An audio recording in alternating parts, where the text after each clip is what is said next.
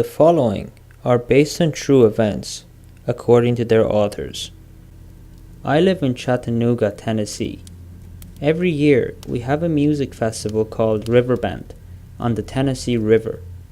The end of the festival is celebrated with one of the best fireworks shows in the world. It is held to get into or close to the festival on the last day. It's like everyone in the southeast of United States wants to come see the fireworks. Anyways, my best friend, Tara, and I wanted to find a good vantage point that would overlook the river and watch the fireworks.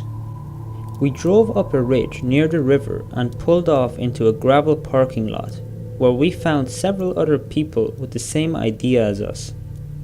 Some trees were in the way and we noticed a trail that went down the ridge. So we walked about 40 yards down the trail and came to a clearing where we would see the river perfectly.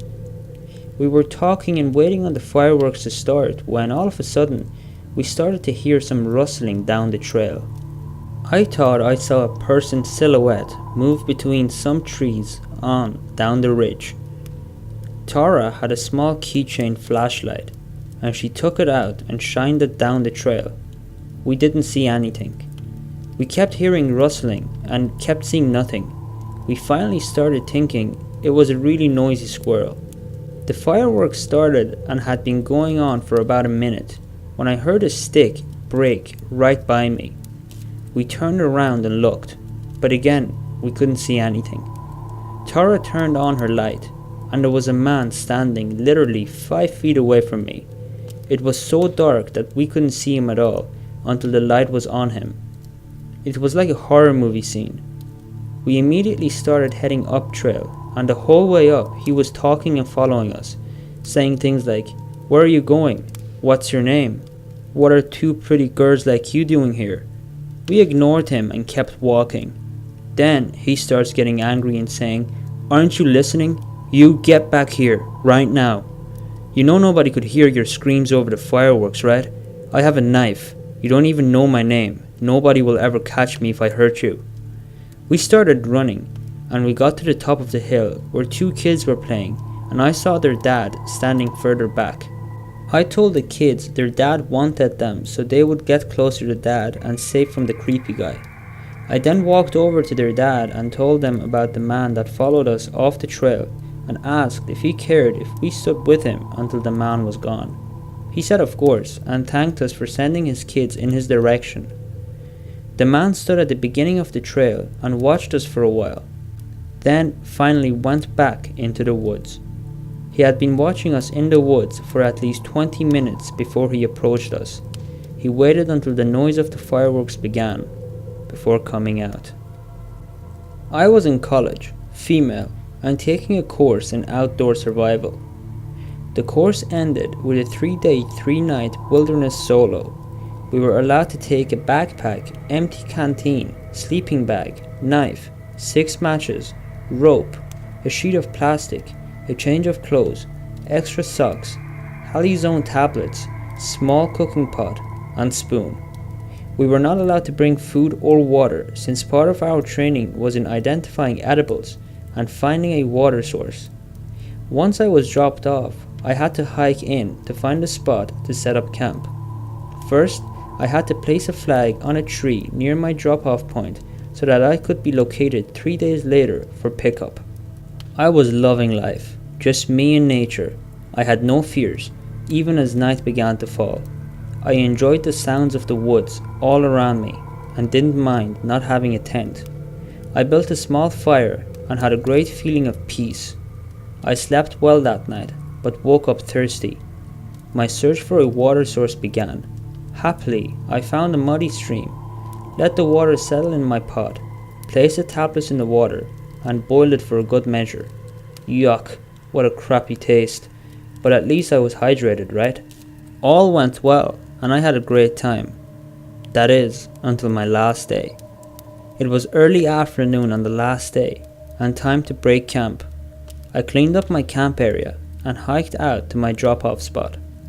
As I sat, leaning against a tree, I heard the sound of a vehicle off in the distance.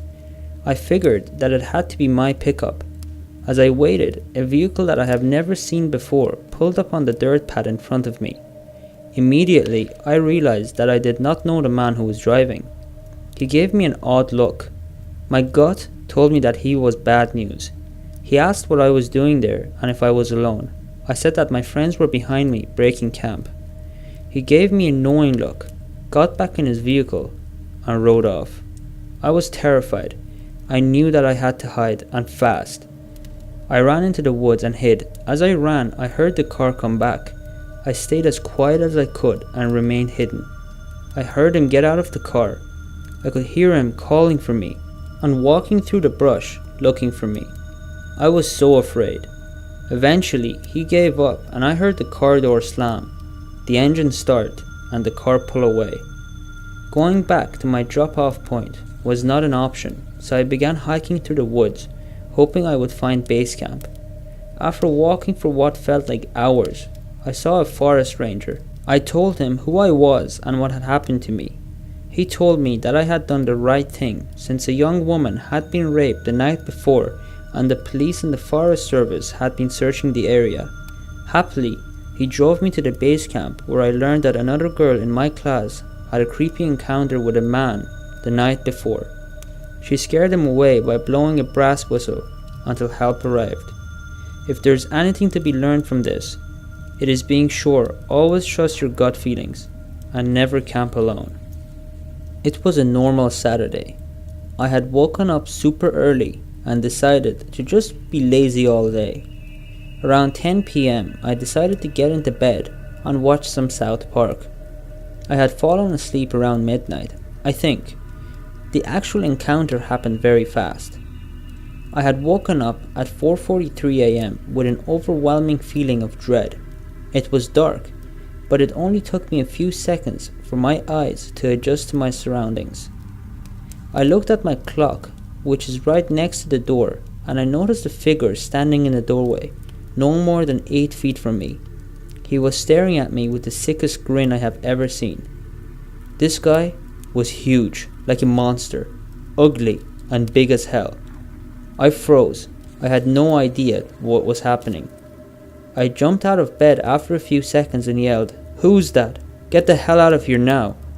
As I rushed to the door to slam it shut, the man slowly closed the door, still staring at me with that malicious grin. I locked the door and heard heavy footsteps walk away very slowly. This guy wasn't here to rob me, I can tell you that. The way he shut my door was too calm for any two-bit thief that just got caught. I heard him walk to the basement door and he left. I immediately called the cops and they showed up within minutes. They did a walk through my house and just chalked it up to some drunk guy wandering through houses. I told them that this guy could have been watching me for hours for all I knew, but they obviously dismissed it. They left and I woke up my floor mate, who was a girl, who was asleep throughout the whole ordeal. She had gotten in a few hours after I fell asleep and she said she locked both the deadbolt and the normal lock. They were both unlocked. Well, simple solution. I changed the locks, fine. But the thing that worries me the most is that this guy specifically came into my house. I don't know how he got in, and I don't know if he's watching me, but I am freaked the hell out. Once I told everyone that was home, they didn't seem very concerned. I guess their opinions would change if they had seen this man like I had. His grin was so eerie, and his face was messed up. But the way he just calmly shut the door as I charged towards him is actually nauseating. My wife and I just purchased our very first home and had our first kid. The house was being built by the builders and we would drive past the house every so often just to look and see how our house was coming along. We started visiting the house at night and noticed a car parked out front of our house. It was strange, but we figured it was probably just one of the workers leaving their car overnight. Sometimes the car was there, sometimes it wasn't. We didn't think too much of it. Fast forward a few months and our house is fully built. The house is empty and we are slowly moving everything in during the first week. As for the mysterious car, It started showing up late at night, but not parking directly in front of our house anymore, but about 50 feet away by a nearby park area. Now, keep in mind, we're the only house in the block. This was a brand new development and we were literally the first house built, so we were just this lonesome house in the middle of the desert, a few blocks away from the nearest neighborhood. My wife demands we buy a security system, so I do. She spent many nights alone since I work late at night. It's my day off and I spend it organizing stuff from the moving boxes and hanging out with my 6-month-old son. My wife is at work. I realize that there are no diapers or wipes, so I call my mother-in-law and ask her if she could swing by today to drop some off. I didn't have my car that day, so there were no cars in my driveway. I tell her that I will leave the front door unlocked because I will be taking a nap with my son. A few hours later, my son is fast asleep on our bed, and I decide to cuddle up with him and go to sleep myself. I lay down when I hear the door chime of my security alarm for the front door. I know it's my mother-in-law, and I really didn't feel like talking to her, so I figured I would just lay there and pretend to be asleep and hope she wouldn't come upstairs. I hear the footsteps of her coming up the stairs, but she is moving slowly. I thought it was weird, but figured she knew we were sleeping and didn't want to wake us.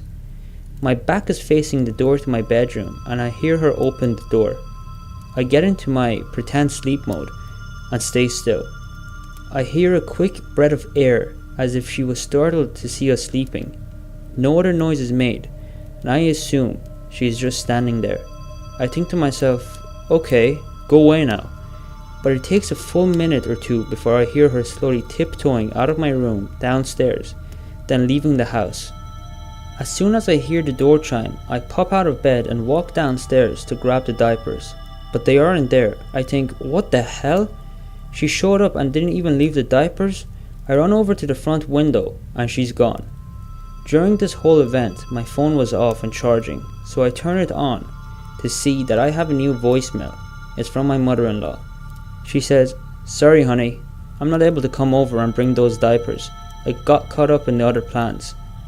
Have a nice nap."